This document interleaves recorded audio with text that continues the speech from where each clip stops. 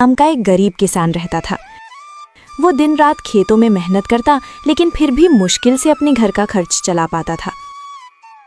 सुबह होते ही वो हल लेकर खेत में लग जाता, पसीने और चिंता के साथ अपनी जिंदगी को जैसे तैसे आगे बढ़ाता रहता। मोहन की पत्नी सरला एक सीधी साधी और समझदार महिला थी, जो हर हाल में घर संभालती थी। उसकी 2 बेटियां थीं। बड़ी बेटी गीता, जो समझदार और अच्छे स्वभाव की थी, और छोटी बेटी नीलम, जो चंचल और चालाक थी, लेकिन अपनी बड़ी बहन से बहुत ईर्ष्या करती थी। दोपहर का समय था। रसोई में सरला चूल्हे के पास बैठी खाना बना रही थी।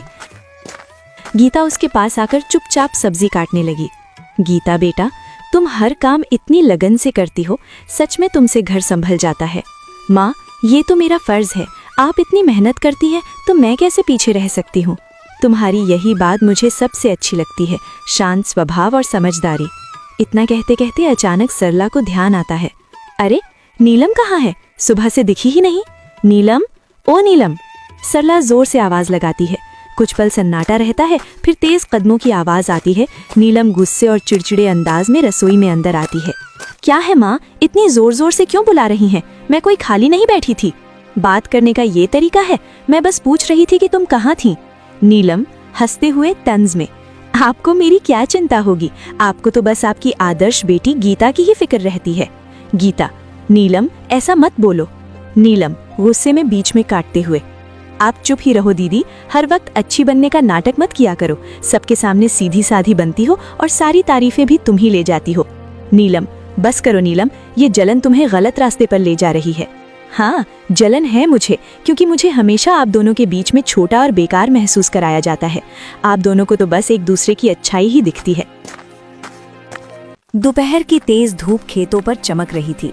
मोहन अपने खेत में हल चला रहा था। उसके कपड़े पसीने से भीग चुके थे, लेकिन वो बिना रुके काम करता जा रहा था। चारों तरफ सन्नाटा था, बस बैलों की धीमी चाल और हल्की मिट्टी चीरने की आवाज सुनाई दे रही थी।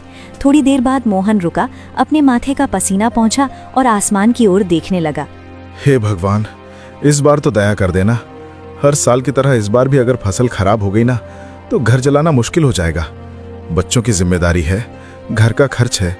कब तक यूं ही जैसे तैसे चलता रहेगा? वो गहरी सांस लेकर फिर आसमान की ओर देखता है। बस भगवान, इस बार कोई मुसीबत मत आने देना। बारिश समय पर हो जाए, फसल अच्छी हो जाए, ताकि मेरे बच्चों को थोड़ा अच्छा जीवन दे सकूं। इतना कहकर वो फिर से काम करने लगता है। तभी दूर से कोई आवाज लगाता है। अरे मोहन! मोहन मुड़कर देखता है। उसका दोस्त रामलाल उसकी तरफ आ रहा होता है। क्या बात है भाई, आज तो बड़े सोच में डूबे हुए लग रहे हो। क्या बताऊं रामलाल, किसान की जिंदगी ही ऐसी है। मेहनत तो पूरी करते हैं, लेकिन सब कुछ ऊपर वाले के हाथ में होता है। बिल्कुल सही कहा तुमने। इस बार तो मौसम भी कुछ ठीक नहीं लग रहा। कभी ज्यादा धूप, कभी अचानक बादल।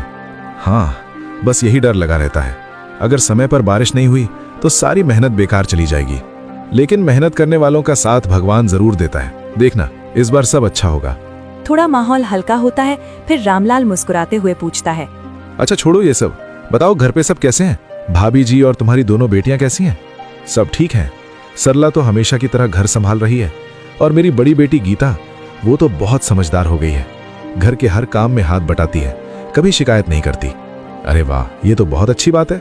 आजकल ऐसी लड़कियां कहाँ मिलती हैं। हाँ, लेकिन छोटी वाली नीलम, उसका स्वभाव थोड़ा अलग है। चंचल है और कभी कभी गुस्सा भी जल्दी आ जाता है। समझाने की कोशिश करता हूं, लेकिन उम्र भी तो ऐसी है।